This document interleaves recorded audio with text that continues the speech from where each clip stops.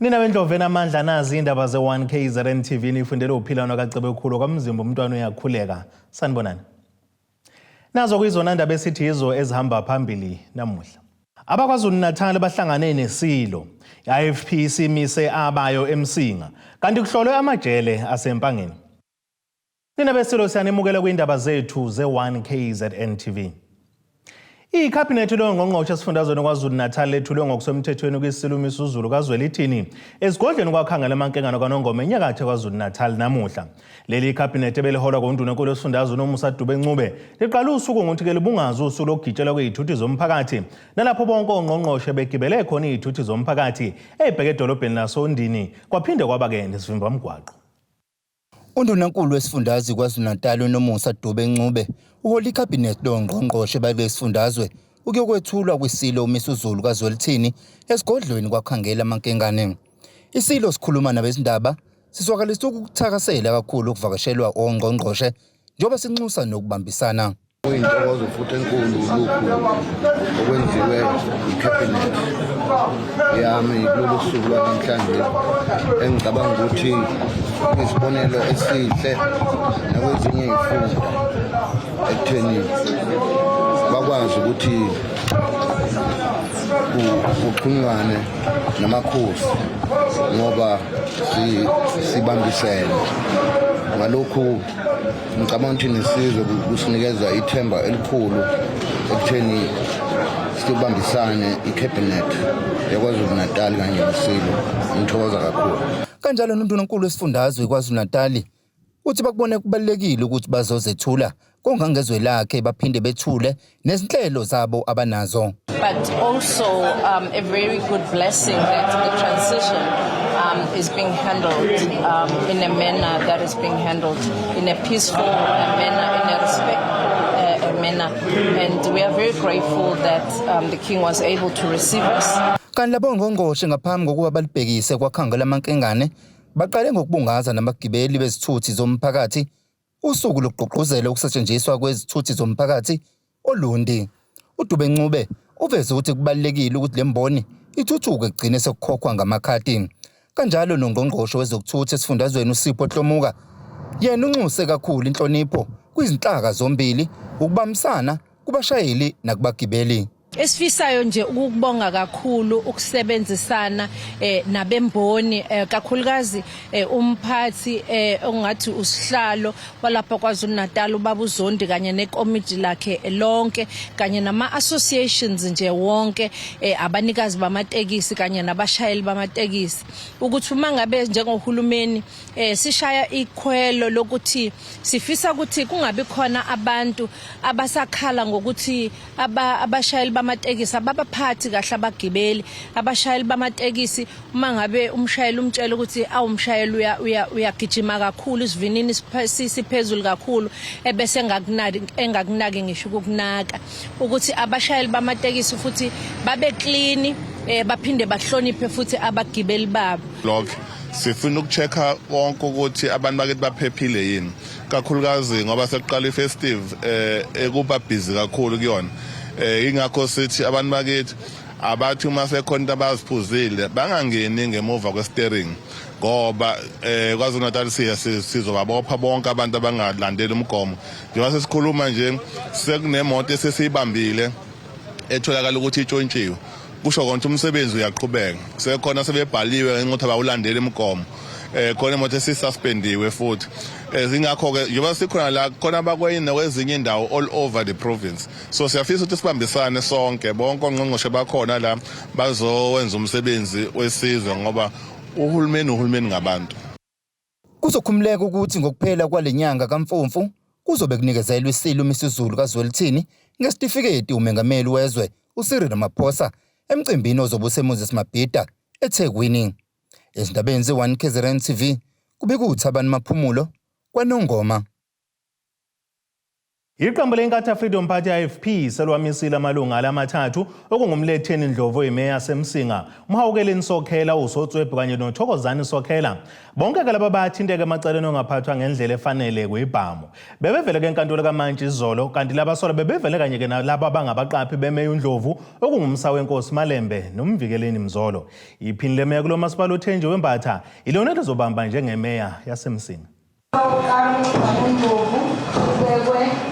Icala lokunikeza umuntu ongavumelekile isibhamu na icala lokuqala lesibili lokuhluleka ukubeka isibhamu sakhe endaweni efanele. Umtholo wesibili uMnumzane Malembe yena ubekwe icala lokutholakala ephethe isibhamu ngokungemthetho i-9mm pistol. Icala lesibili utholakala enenhlamvu ezingasebenzile eziwu-15. Umtholo wesithathu uMnumzane Mzolo yena ubekwe icala lokuqala naye utholakala enesibhamu 9mm kuyena kungafanele bese kwatholakala nenhlamvu eziwu-17 ezingasebenzile. Wasephinde futhi etholakala nesinye isibhamu esiwuhlobo lwe-rifle esingasizona esakhe kodwa ekuyisomtholo wokuqala ney'nhlamvu leziwu-39 zaso lesi sibhamu ezingasebenzile. Umbuso-ke ibheyili awuphikisene nayo umtholo wokuqala uMnumzane Ndlovu ibheyili umbuso intela kwimali ngawo-R10,000 bese kuthi umtholo wesibili nowesithathu bona kube u-R5,000 umuntu ngamunye. Isigungu esiphezulu sikazwelonke se-IFP mhlonishwa ojwayelekile izolo kumsombuluko mhla ka-17 ku-Okthoba seyithole umbiko mayelana nodaba lokuboshwa komeya wasemsinga ukhansela umletheni Ndlovu kanye nekhansela uThokozani Sokhela nokhansela umhawukeleni Sokhela inqume kanje. Okokuqala ukuthi ukhansela umletheni Ndlovu ukhansela uThokozani Sokhela kanye nokhansela umhawukeleni Sokhela bazonxusa ukuba bathathe ikhefu kulesi sikhathi kuzo zonke indaba nemisebenzi eqondene nomasipala bese bemiswa kuyo yonke imisebenzi yeqembu kwamanje. Okwesibili iphini lemeya ukhansela uThenji Wembatha uzobamba njengomeya ngalesi sikhathi. Okwesithathu usomlomo womkhandlu uzomele baqinisekise ukuthi amawadi athintekayo kuward 4, ward 13 kanye noward 14 bayaqhubeka nokuthola izinsiza kusebenza kanye nokufinyelela emakhanseleni omkhandlu ngalesi sikhathi amakhansela awabalwe ngaphezulu engekho emsebenzini. Okwesine ukuthi ikomidi le-POC lizobe selidlulisela lezi zinqumo bese libuyisela umbiko kwisigungu esiphezulu i-NEC mayelana nezindaba eziqondene nokuboshwa kwawo amakhansela athintekayo njengoba kwamanje ukuboshwa kwabo kuyikhomba ukuthi akuhlangene nesimo esibucayi nesibhlungu esahoyela ekutheni kubulawe ukhansela uMagubane. Iphini kaNgqongqoshe uMnyango wezokuhlunyiswa kwezimilo kuzolonke inkosi uphathekile Holomisa uthina kuba zikhona izinselele kepha ugculisekile ngakutholeke ezikhungweni zokuhlunyiswa kwezimilo eyisempangeni okubala kuzona ke iqala kaBoshwa Correctional Service kanye nempangeni Medium Correctional Service. Holomisa usho kanjena ke ngesikhathi yohlola ukusebenza kwezisebenzi kanye ke nenhlalo eziboshwa zakulezi ikhungo. Inkosi iphathekile Holomisa oyiphini likaNgqongqoshe kuMnyango wokuhlunyeleliswa kwezimilo kuleli uthi ugculisekile ngakubone ezikhungweni zokuhlunyeleliswa kwezimilo ezisempangeni kanti uthi umnyango usazozilungisa izinselelo ezithe zahlaluka ngenkathi ehambelele izikhungo namuhla. Holomisa wenze isethembiso sokuthi ke kuzobhekisiswa kabanzi ukuthuthukiswa kokuqeqeshelwa amakhono kweziboshwa ukuze ziyokwazi ukuphonsa umbalane namhla ziphothula izigwebo zazo.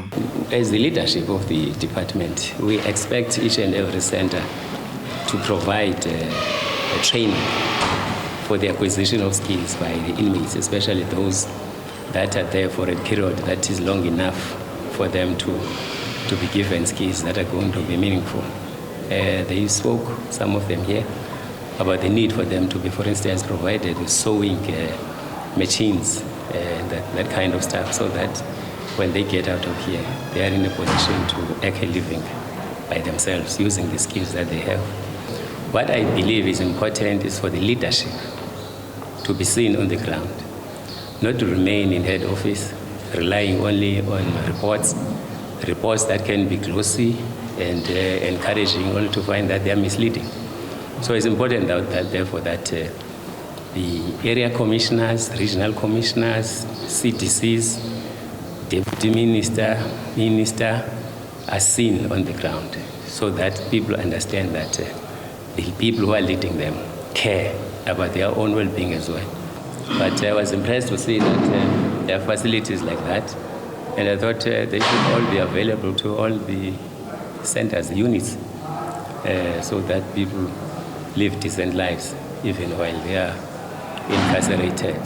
Kanti uphinde wabalula ukuntengantenga kwezobuchwepheshe obuqinisa ezokuphepha esikhungweni iqala kabusha.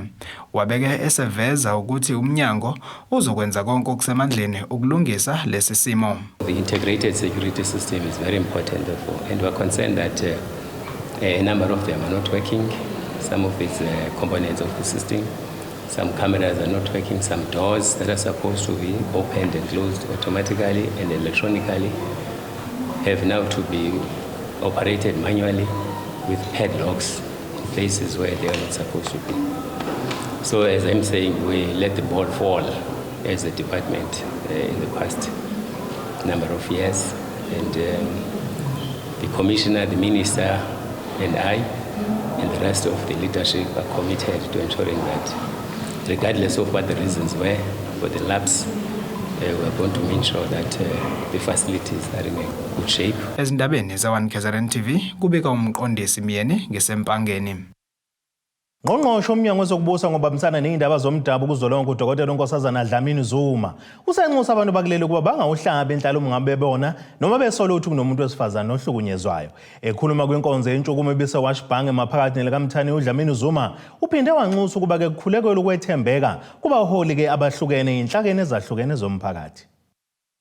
Kwinkonzo yentshukumo ebibanjelwe Washbange maphakathi nelekamthaniya uDlamini Zuma bethamela ukuzodumisa aphinda ahlephulelane ngesinkwa somphefumulo nabanye abazalwane unxusa ukuba ke kuliwe nehlava sokuhlukunyezwa kanjalo nokubulawa kwabesibhuda kuleli. Makwenziwa into errong ake singathuli, thina singabashaya amakhosikazi singawabulala ake singathuli, singawahlukumeza ake singathuli. Uyazi la ebantwini abamnyama nje umuntu wesifazane nengane kwakuyinto precious kabi, ngisho kuliwa babengabulawa abantu besifazane, babengabulawa. Manje sekwenze njani? Sesibukele kubani lento ngoba kulona usiko lwethu, akuyona iculture yethu, sithathaphi. uDlamini Zuma uphinde wanxusa amakholwa ukuba azangalibali ukubabeka emthandazweni abaholi. Kokunye uDlamini Zuma unxusa ukuba ke kuthandazela ukuba abantu bakulelizwe bathandane baphinde bahlalisane ngokuzwana kuheleze nomoya wokuthula. Kwesibili sicelani isithandazelo ukuthi sithembeke.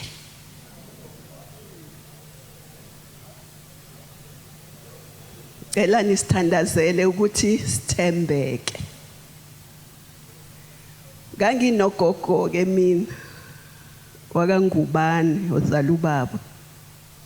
Uyathi mekuthume esitolo alindele ukuthi ubuye noshintshi. Noma ngabe isenti kufuneka ubuye nalo umnika ukuthi gogo nali isenti.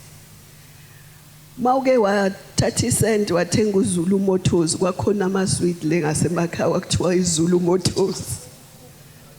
Ayibhaliwe kodwa ngoba isikhathi asikho angizuchaza ukuthi ayibhaliwe. Uzothi ubuyisele ubuye nesenti lami. Mawufuna usweet ucele ngikunika isenti uhambe uyothenga. Ngoba mangakwazi ukukuthemba esentini ngeke ngikuthembe kupondo. So kufuneka sithembeke ezintweni nakubantu. Izwi lakho must be your honor. Your word must be your honor. Celani sithandazele ukuthi our word must be our honor. Ake siye etolo siyabuya futhi nezinye izindaba zethu.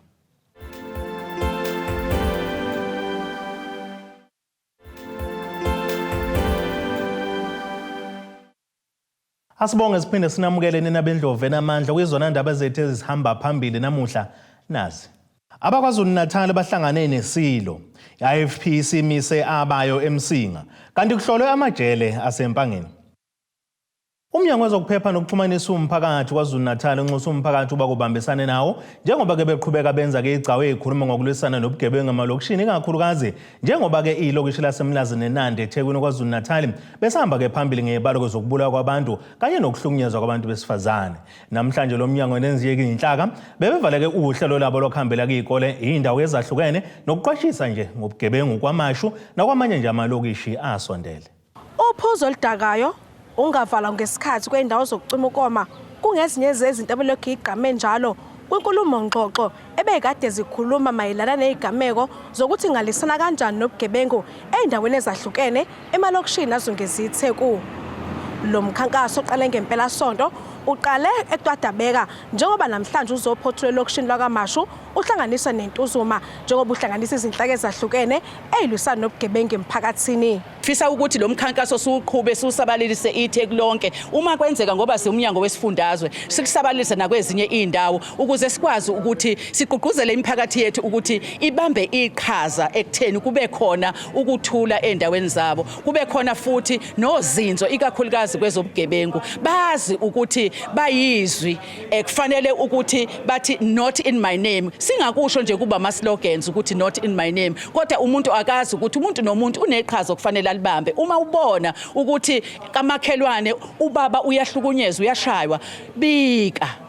Owomnyango obhekelela kakhulu izinhlaka zasemphakathini kodwa ngaphansi komnyango amaphoyisa uveza ukuthi njengoba kuhlezi nezikhalazo zokuthi ama-CPF awanazo izinsiza banethemba lokuthi njengoba udaba sebalifaka ngqongqoshe amaphoyisa ubheka icele bazobhekelelelwa ngeinsiza kanjani ukuthi bengayiphilisa kanjani ukuyisa impilo zabo phambili. I-team yethu eyi-legislation inamagqwetha or abameli be-department athi acebise uminister wamaphoyisa ngokomthetho abhizi ngokunikwa umyalelo nguminister ukuthi makabheke indlela zokuthi one i-CPF lena singayisiza kanjani ukuze ikwazi ukwenza umsebenzi wayo. Okwesibini abheke nokuthi ngoba zonke lezi zinto zihambe zifune imali engathi incedise ama-CPF yenziwa kanjani.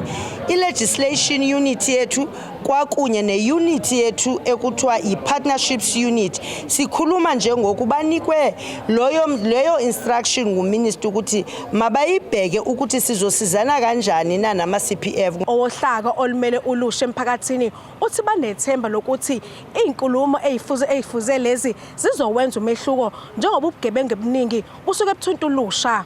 Sibuka sengazuthi izinga lokusetshenziswa kwezidakamizwa kwaZulu-Natal kumuntu omusha lihamba phambili kakhulu especially uphuzo oludakayo. Siyafisa ukubeka iCloud and Call ethi umuntu omusha kwaZulu-Natal asithi ukwehlisa izidakamizweni sisebenzisa ama-sports as an escape ukukhipha le boredom esithi sinayo. Let's use art sports emphakathini yakithi. Siyabona uhulumeni waseThekwini kakhulukazi ubhizi yawakha lamapaki endaweni zakithi ukuthi kwazi izingane zakithi idlale zibe ku-safer space ukuze kuzokwazi ukuthi izidakamizwa ingasetshenziswa.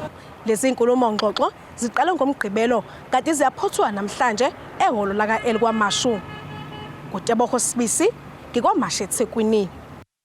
Ugcina kusenele ukufa isaguga sakwaMbhele sineminyaka engama-24 esahlukumezeka ngesikhathi kedlwengulo umfana neminyaka engama-21 sasendaweni yaseBizana eNewtownville ogwini oseningizimu nesifundazwe kwaZulu-Natal. Khulumela umnyango wezokuthuthuswa komphakathi kulesifundazwe uMhlaba Memela uthi isimo sikagogo sempilo siphindanga safana ngemuva kokunukubezwa ngokocansi kanti ubelokhu ephume ngena ezibhedlela. Kumenele ukufa uSophie Mbhele oneminyaka engama-24 wasesibizana eNewtownville ogwini oseningizimu nesifundazwe kwaZulu-Natal wadlwengulo ephindelela umfana oneminyaka engama-21. Kuzokhumbuleka ukuthi iziko lezindaba labika ngesigameko sokudlwengulwa kwalesi saguga lapho umfana wasidlwengulwa wakwenza lokho wasefikelwa isithongwana walala. Ukhulumela umnyango wezokuthuthukiswa komphakathi esifundazweni uMhlaba Memela uthemva kwalesi sigameko ugogo beluke ngene ephuma esibhedlela. Kuye kwahamba emhlabeni ugogo uSophie Mbhele oneminyaka engama-24 Kuzokhumuleka ukuthi ugogo lo wahlaselwa ngasekuqaleni kwenyanga la kwangena khona umfana oneminyaka engama-21 wabe esenukubeza ugogo emzini wakhe. Okuthe mangabe eqeda kudlwengula ugogo lo mfana wabe seyalala enqunwe embhedeni. Ugogo wakwazi ukuthi aphume agaqe ngamadolo waze wayofika esangweni nalapho akwazi khona ukuthi ahlabe umkhosi omakhelane basondele bazomsiza emva kokuthi wahlukumezeka ngalolu hlobo. Kusukela lapho ke ugogo akazange akwazi ukuthi abe sesimeni esikahle wahanjiswa esibhedlela. Umhlaba uthi ungqongqoshe ufuna umenzi wokuba badle ejele ngesenzo sakhe sobulwane. Uthi abantwana kumele babe ngabavikeli hayi abahlukumezi. Ungqongqoshe ke usenxuse nabezomthetho ukuthi abaqinisekisa ukuthi lo mfana lo wenza isihluku esifana nalesi kugogo akadedelwa emaphoyiseni, uyajeziswa njengoba akwazi ukuthi aboshwe angatholi ngisho ibheyili. Endaweni zakithi eziningi abantu abadala bathembe noma babeke ithemba labo kubona abantu abasho ukuthi kube yibo ababavikelayo zikhathi zonke. Kuyadumaza kakhulu ukuthi sithole abantu abasha sokuyibona abahamba phambili ekuhlukumezeni abantu abadala. Ukhansela wakward 8 lapho kwenzeka khona lesi sigameko uthi abagqugquzeli ukuthi abantu abasha bahlukumeze ogogo. Asigqugquzeli-ke kubantu abasha ukuthi bahlukumeze ogogo kanye nezalukwazi, siya-discourage futhi asifisi ukuthi kube yinto eyenzekayo. Okhulumela uphiko lozokushushiswa komphakathi ethintwa ngokuthi ngabe liqhuba kanjani icala losolwa ngokudlwengula ugogo uphawule kanje. The accused in the matter appeared today at the Xopo Magistrates Court. The matter was remanded till tomorrow for judgment in the bail application. Imininingwane ngokuthi ugogo uzofihlwa nini ibingakadalulwa. Izindabeni ze1KZNTV kube kuzamando sicele ngisogwini. Njengoba sayihubela sakusha kubafundi bebanga lokumatiketsheni ukuthi baqale ivivinyo zabo zokuphela konyaka, isikole samabanga aphezulu iBambangalo High esendaweni yaseMaqonqe eMgungundlovu maphakathi nelikaMthaniya sibhekeneke nengwadla yezinga eliphezulu lokusetshenziswa kwezidakamizwa. Lokhu kuvezwe kwinhlangano engenzi inzuzo iNathi Youth Development Foundation ebivakashele lesi sikole kuhambisana nenhlaka ezahlukene ngenhloso yokuzoqashisa ngezidakamizwa. Kulandela indaba zokuthi ke kuye kwadlula ke umfundi wakulesi sikole okusola lokuthi ke ubesebenzise izidakamizwa. Inhlangano engenzi inzuzo iNathi Youth Development Foundation ithe izinga lobugebengu esikoleni samabanga aphezulu iBambangalo ilona elenze ukuthi basukume bangenelele. Izinga lobugebengu kanye nezidakamizwa liphezulu kakhulu esikoleni eBambangalo because recently, I think it was 3 weeks ago or 4 weeks ago, kushiswe isikole la ngaphakathi. Kwatholakala ukuthi lesikole mangabe shiswa bekusetshenziswa izidakamizwa kulelo class elishisiwe, you know.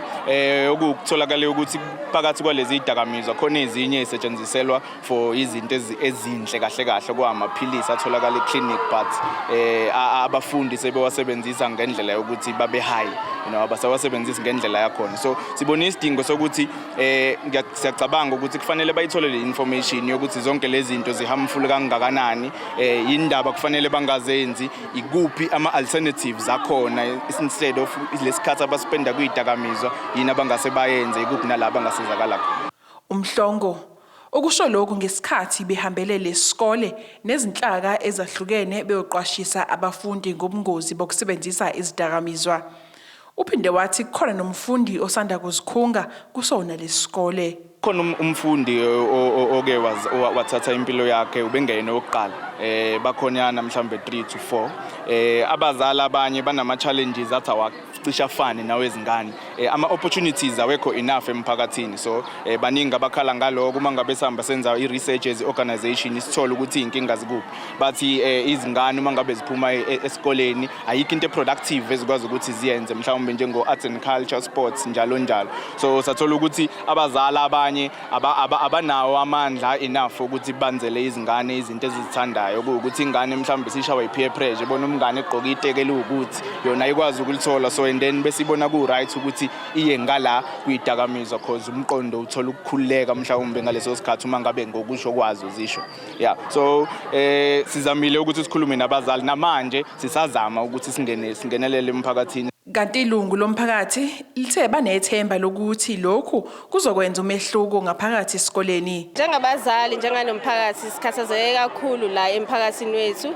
Sikhathazekile ngezingane zethu esezizinikele kuma drugs.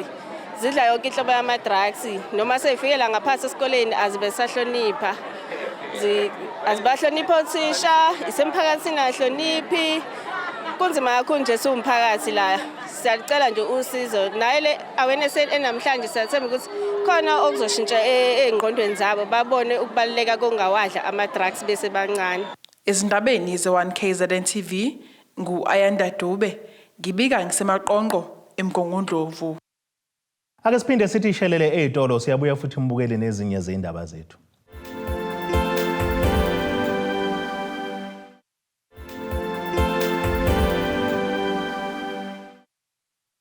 Nisabukele zona indaba ze1KZNTV asibonge siphinde futhi sinamukele. Nazo kwizona indaba zethu sithi izo ezihamba phambili namuhla. AbaKwaZulu-Natal bahlangane neSilo, i-IFP Imise Abayo EMSINGA, kanti kuhlolwe amajele asempangeni. Ake sibheke engosini yezomnotho.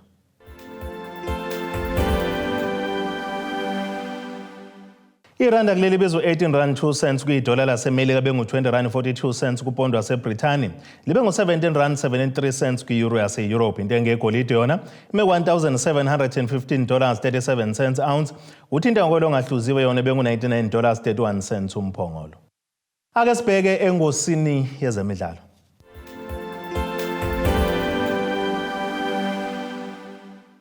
Umkhandlu weqembu le-TS Galaxy uBernard Parker uthulindele ukwamukeleka okuhle uma ngabe sebuyele enkundleni yase-FNB egoli okokuqala nqa selokhu eshiyeke i-Kaizer Chiefs. uParker uthi imisebenzi yakhe emihle angashiye yenze naturena uyakholwa ukuthi izokwenza abalandeli baleli qembu bangamhahamezi kepha bamemukele ngemkhulu imfudumalo le umdlalo wakusasa we-Chiefs kanjalo-ke ne-TS Galaxy. Lo mdlalo uzoqala ngokugamanxa kwehora lesikhombisa kusasa kusihlwa kule nkundla ebesifana nekhaya kuParker njengoba eshiye kuyimpofana esehlaleke iminyaka elishumi nanye. Ake sibheke nasi isimo sezulu esingalindeleka.